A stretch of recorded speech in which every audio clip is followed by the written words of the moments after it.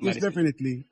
Since we also started this school year for the secondary, so it's just not proper and fitting that they should be included also so among the schools na tagaan isang Bacolod. No? We'll make the necessary coordination mas temprano para at the start of the school year. Just like what we did sa ibang government schools, ang Dris and WHS will be the same thing.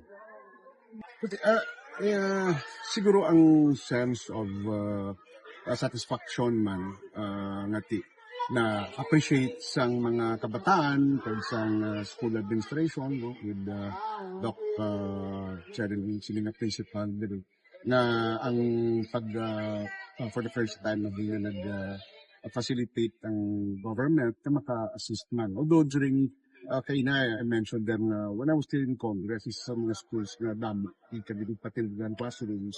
There is NUHS, there are about 48 classrooms in during my first term in Congress. So definitely, siguro, in terms of jurisdiction lang ya, implemented there directly under is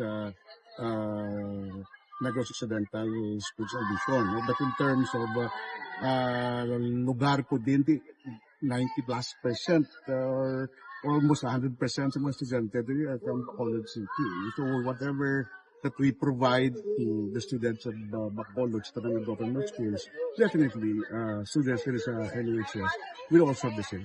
After this,